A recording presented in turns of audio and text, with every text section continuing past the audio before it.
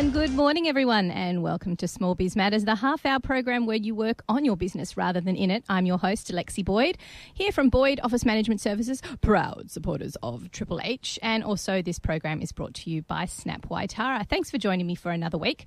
Wanted to thank once again Michael Gray from MKG Events and congratulate him on a fantastic fundraising event. I heard it was absolutely fabulous last Saturday night at the Greengate Hotel, raising awareness for making bullying history. As Michael explained, a cause that is very close to his heart. It's great to see young entrepreneurs get out there and supporting great causes too. So don't forget, if you're a small business owner, that could be one of the ways that you can support your local community. Today, speaking of supporting your local community, I thought we'd talk a little bit about the importance of thinking about the environment when we make business decisions. I had to think about this the other day because I noticed that as part of my role in fundraising at Hornsby North Public School, we were buying things that, well, the packaging was less desirable. It wouldn't break down in the environment. Some of the ingredients that were in some of the products wasn't so crash hot. And I thought, you know what? Every business decision we make, whether it be an NGO, a fundraising, a committee, every business decision we make should have the environment considered with it. And on that note, I thought, well, it would be a great opportunity to talk to my small business listeners about how they think of the environment when they make business decisions.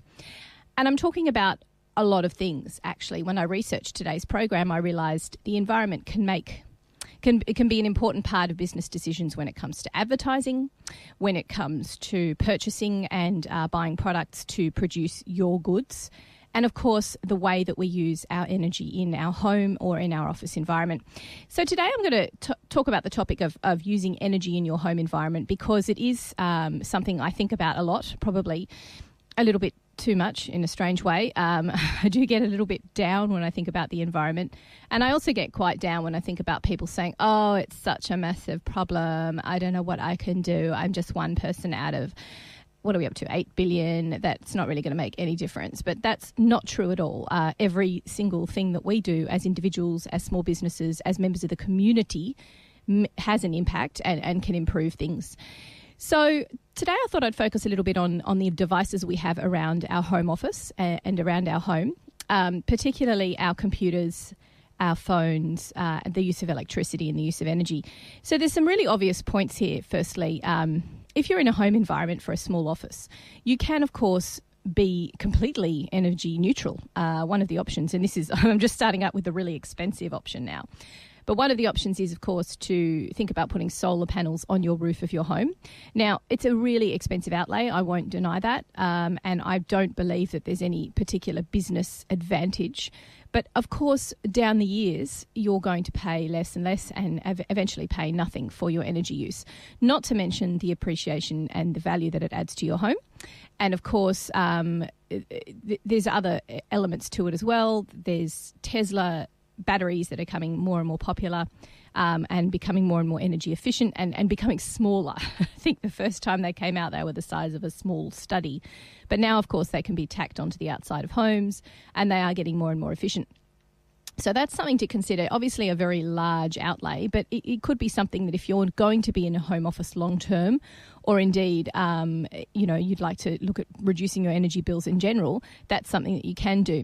Bear in mind, of course, that the end of this year, I believe it's the 31st of December, is when the rebate is stopping. So you are no longer going to be making any money off these solar panels and the kilowatts that they absorb or that they earn. No, they don't earn it. What do? They absorb it. They suck it in. Can't think of the word. And I haven't got anybody here to help me today. So it's not just about that. You're not going to be receiving any rebates when you sell it back to the grid. It's just going to be kilowatt for kilowatt. But bear in mind that you are probably on average paying more per kilowatt than what the rebate is currently, which is 20 cents anyway. So there's a few things to do. There's some Excel spreadsheets in your future. There's some companies to talk to and other people who have done the same thing. That's obviously a big ask. So I thought I'll get that out of the way and then we can look at some more energy as well as cost-effective ways. Now, these things I'm going to suggest now will actually save you money. I've been recently blown away by our energy bill at home. We have a home office as well, obviously. But what really struck me was that we are in a rental with a pool. We've never had a pool before. And our energy bills went through the roof. And I was incredibly surprised about that having a pool is the equivalent of having an extra 5 people living in your home. So when you get that energy bill and you spin it over, you see comparable to how many people live in your local area is how many, if you've got 4 people in your house plus a pool, it's like you've got 9 people living in there, which is absolutely crazy. So one of the things you might want to consider if you're in that home office and the kids have moved away and you're no longer really using that pool more than about a month a year, you can consider turning that pool into a dam, an environmentally friendly dam, which the Hornsby Council is very encouraging and will actually teach you how to do. Now, we visited a home on the weekend where somebody had done that and turned it into actually a very beautiful pond with these big, glorious koi fish inside swimming around. And there was no smell. There was no sign of crazy insects or anything like that. They had lily pads. They had lots of beautiful species. And, of course, because they were accessible to the bush, it meant that the local fauna and flora could come and use that as a water source for them. So very important as the earth heats up. Just another thought. Obviously not a free option, and you do lose your pool, but if it's something you're not using anymore and you're sick of like literally pouring dollars into the pool each month, then when you're not using it, it might be another option. So when you talk about using clean energy, obviously if the solar panels are not an option and you'd like to look at improving your energy usage, then look at your bill and find out if there's a way that you can have a certain proportion of that put to green energy, whether it be solar or wind. Most providers will say, look, if you're willing to put 20% of your bill towards clean energy, this is how much it'll cost you. Yes, it's going to cost more, but at least you'll know you're having that little bit less of an impact on the environment. Switch to off-peak, and you can get smart readers. Now, these are fantastic devices which are very, very handy to have if you're ever curious about how much power your home office compared to the rest of your home uses, for example. They're available from Hornsby Library, and they're a little device that go between the plug and the plug that you plug into it, kind of like one of those wall timers. And you leave it in there for a while. It will tell you, it will measure the amount of energy that particular appliance is using. What would be a really good idea is if you plug in all of your office equipment, your printer, your screen, your computer, let's go, the list goes on, your mobile phone adapter, your backup battery-powered operated USB. What's that thing called when you've got it's a standalone power that you can use in case of a blackout, which, we do get a lot around here in this area around Hornsby, Ku-ring-gai. Anyway, I digress. So you plug it in between and you could put all of them into one power board and then plug the power board into the wall with the smart reader in between. And this will show you how much power that your computer, your screen, your everything draws. And you might want to compare that to, say, your TV upstairs or some everyday other home appliance. And then you realise how much of an impact that particular piece of equipment is having, and perhaps leaving it on all day. Yes, it's in standby mode, but perhaps leaving it on all day is not such a great idea.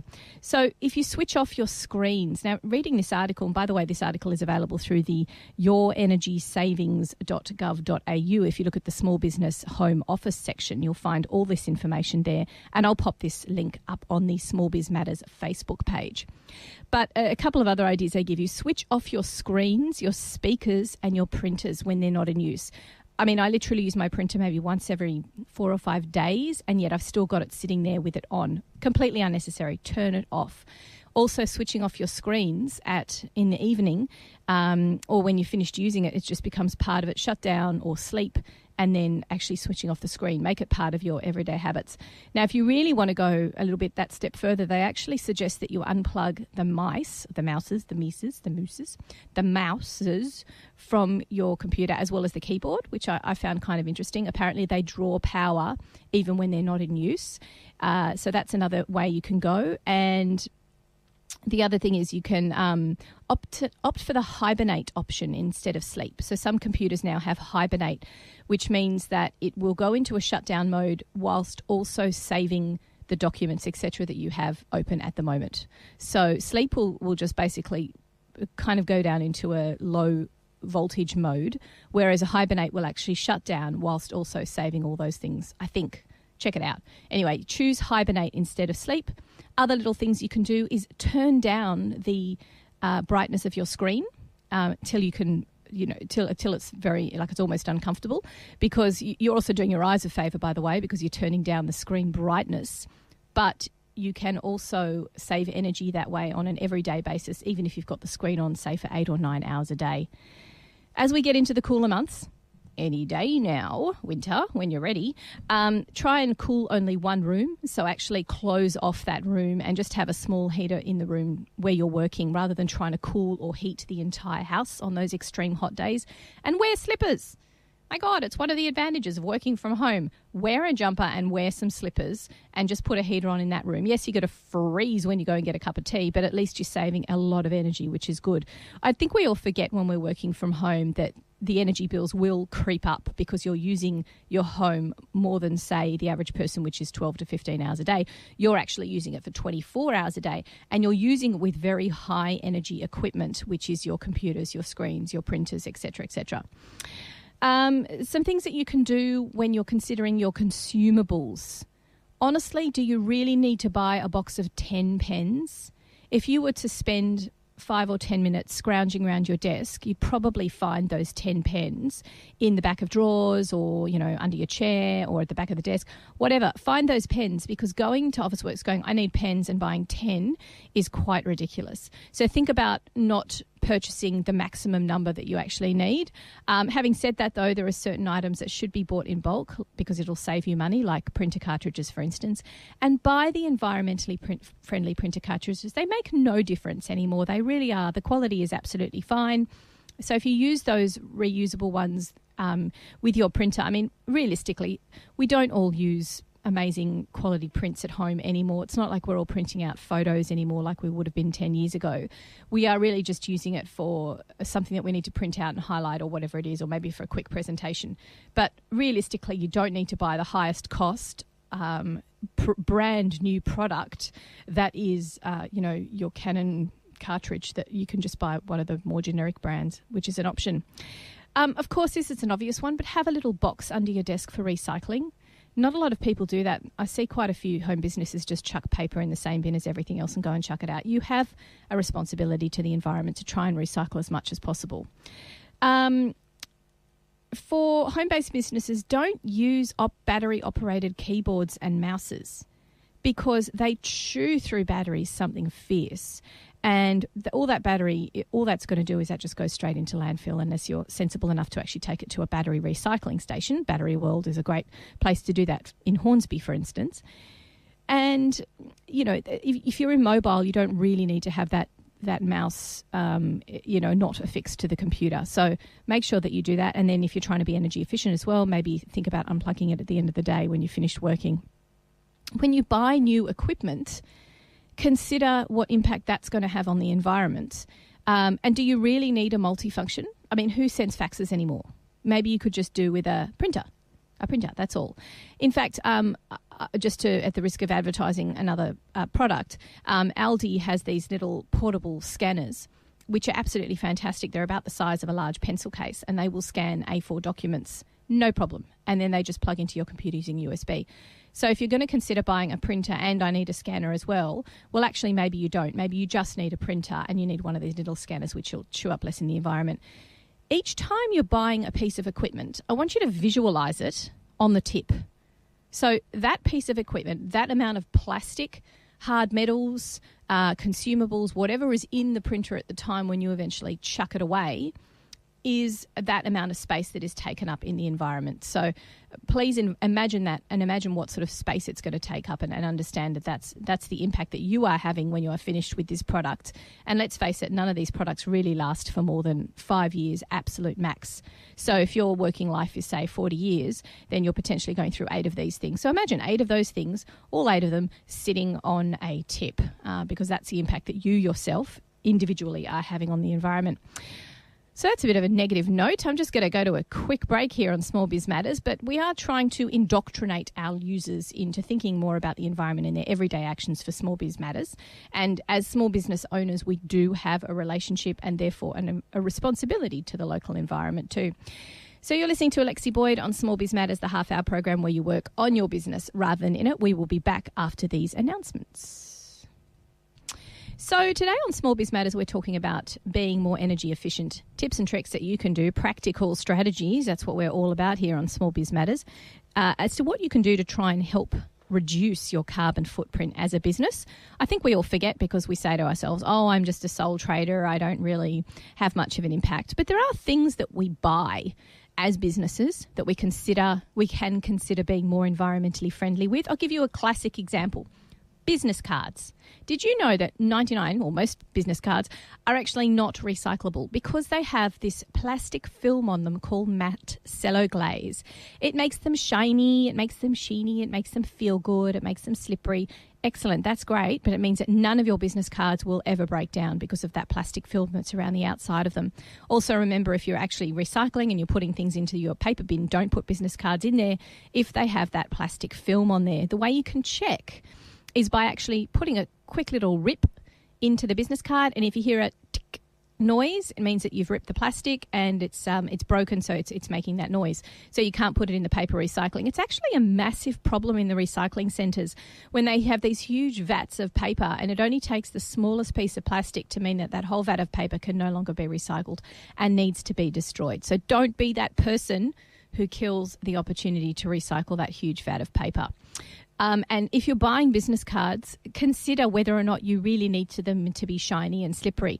Remember, one of the things about business cards is standing out from the pack. So if you have something that has a bit of a coarse feel to it, then people might, when they've got that stack, it might be a little bit more memorable. Just something to consider. The other thing, of course, is that if you are having anything printed, and real estate agents are shocking at this, every single real estate, I only know this because we've been house hunting for the last 6 months, but every time you go to an open house, they will have those A4 flyers, which will be matte cello glaze. They cannot be recycled. So I always go around to them and go, does this really need to be plastic? Do I really need a plastic thing that's going to last forever for a campaign for a house that's only for 4 weeks? So if you're having anything printed, definitely consider getting rid of that matte cello glaze option because those pieces of paper will never break down in the environment. So there are some things that we can do on an everyday basis.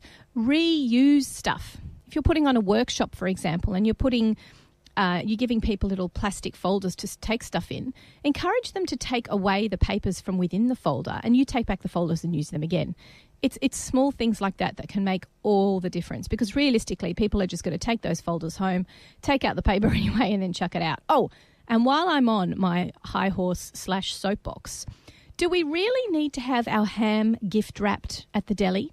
Here's an idea. What if all of my listeners today make the decision that every time they go into a major supermarket and they buy some ham or some fish or something, they go, you know what? I don't need that piece of paper wrapped around it because I'm only going to take it off in about 10 minutes' time and chuck it straight into the bin. So how about you not put it on there? They don't have to give it to you. There's no health reason that it needs to be wrapped in paper. It's literally gift wrapping. So I always say, hey, I'm that crazy woman you've been briefed on. I don't want any gift wrapping on my ham. Sorry, that was a bit of an aside. It has nothing to do with small business, but it's just something that I'd like everyone to do out there who's listening. Okay, let's talk about computers. I think everyone doesn't realise how much energy these things actually sap out of your energy bill.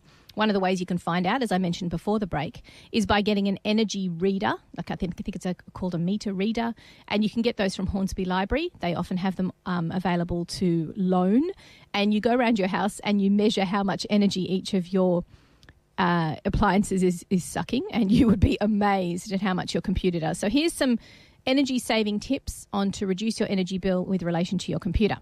Set your monitor to switch off after 20 minutes. So if you walk away from your computer, the monitor itself is just going to switch off for 20 minutes. And as I mentioned before the break, turn it down to the lowest setting that you're comfortable with. You're going to save your environment and your eyes.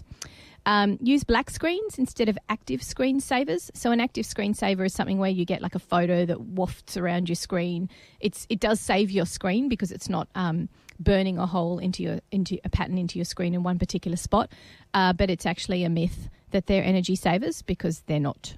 And quite often, the default energy saver logo you get is, funnily enough, the logo of the company you just bought a computer from. So it's actually sort of, default advertising.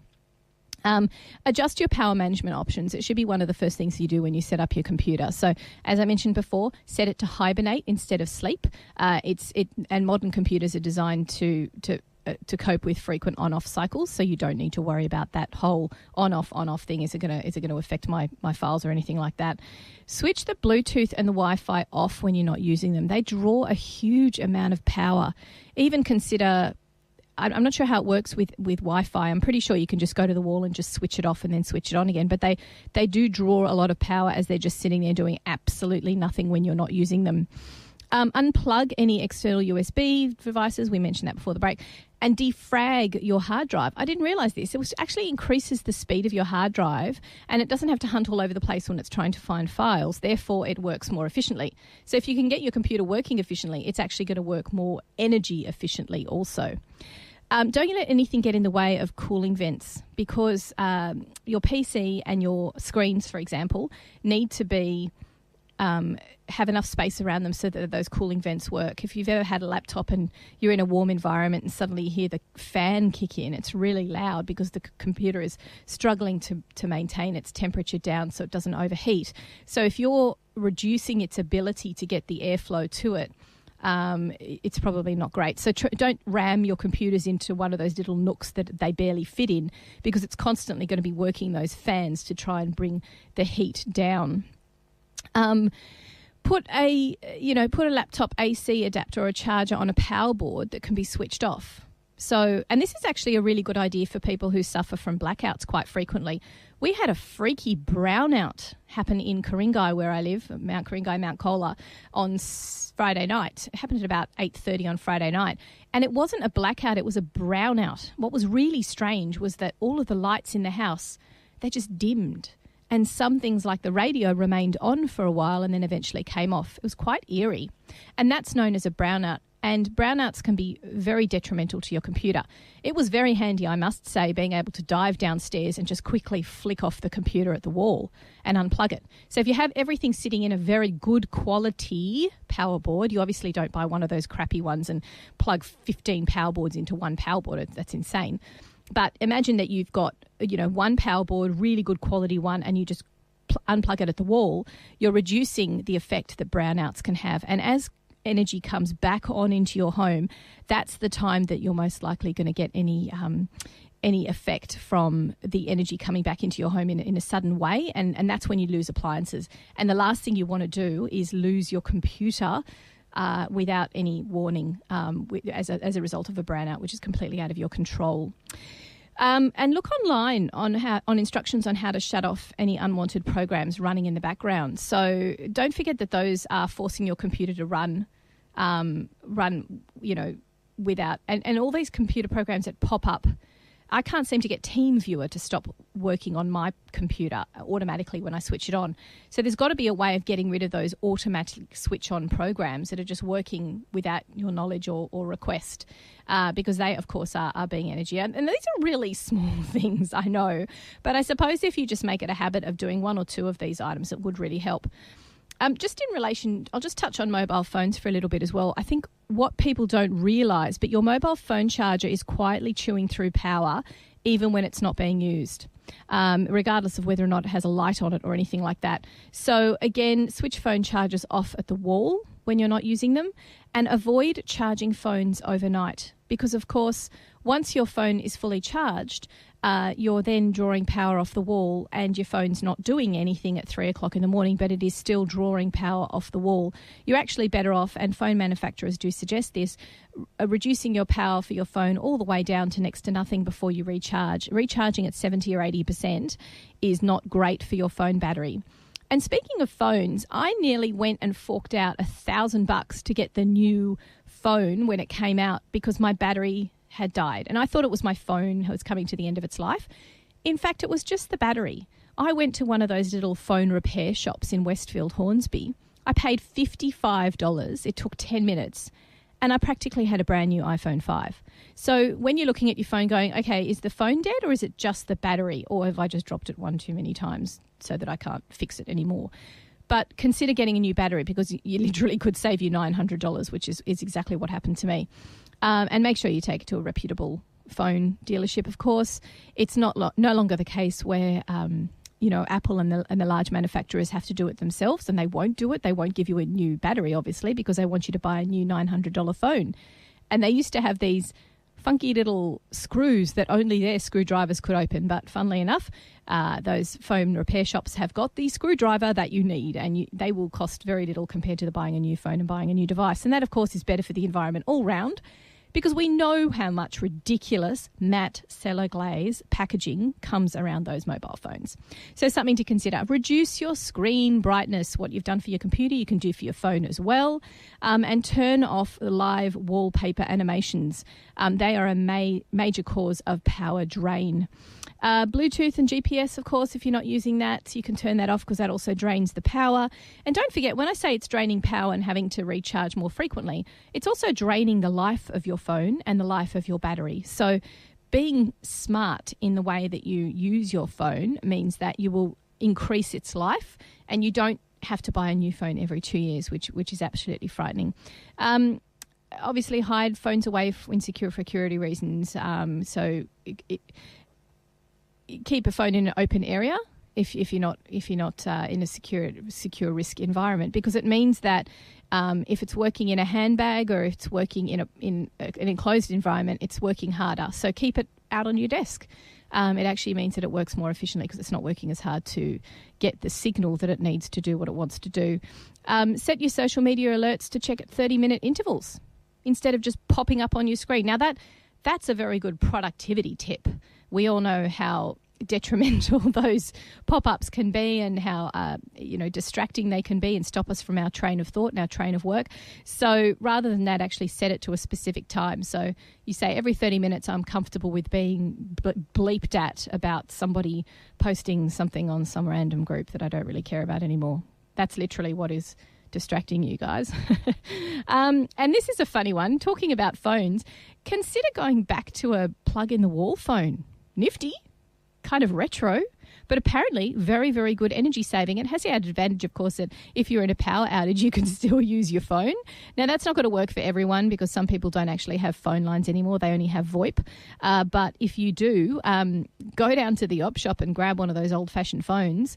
They don't draw power much like the cordless phones do, because when you think about it, the cordless phones have got the screens on them. They're constantly charging. When they're not charging, they've got a standby light on and, again, drawing power all the time. Now, I used to think that this was really small fry compared to what other ways that we can help the environment. But I think nowadays, when we look at our energy bills, and a lot of us small businesses working from home, and we consider what impact that can have, this could be saving you in the realm of hundreds and hundreds of dollars a year. And look, if you're saying, well, what's hundreds of dollars a year? Okay, don't worry about it.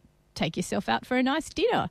Give yourself a treat instead of working to pay the energy companies. Actually give yourself a little treat, which is kind of nice. So just a few tips and tricks from Small Biz Matters today on how you can help your environment. We will, of course, have this podcast available up on our website, smallbizmatters.com.au. Now, we're just going to go to a quick song, and when we come back, we're going to look at some of the fabulous networking events that are on this week in the Hornsby-Ku-ring-gai area. And I'm going to tell you a little bit more about the special guest we've got coming on the show next week. You are listening to Small Biz Matters here on Triple H 100.1 FM. Next week, I'm very excited to have a guest on the show.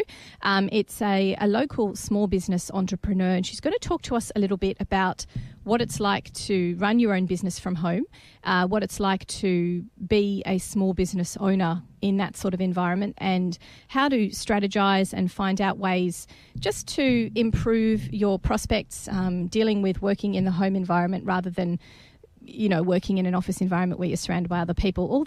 All those things that can be quite isolating and difficult to deal with. That's one of the things that she's going to be sharing with us. In also a little bit about her business and how she's been running it for the last few years. Her name is... Oh, God, it's gone. It just flashed off my screen. Sorry about that. Her name is going to be, where are we? Sorry. The name of the business is Yummy in Their Tummy.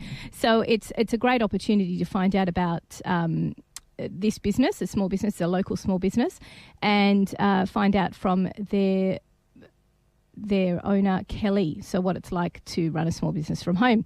Sorry, that was all over the place because I lost the email that I was talking about. In 2014, her business received a very first order from a family in the Hornsby Shire. She's now expanded the product, offering party catering. Yummy in the Tummy delivers homemade baby food, toddler meals to busy families in the Sydney metro area and the Central Coast.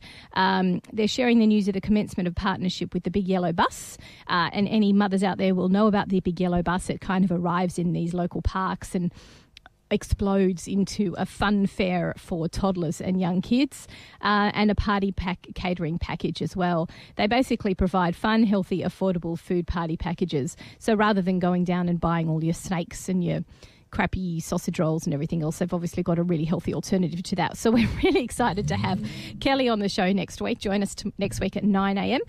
So that's it from me this week. I will see you all 9 a.m. next week, every Tuesday on Small Biz Matters. This is the half-hour program where you work on your business rather than in it. You are listening to Triple H 100.1 FM. I'll see you all next week.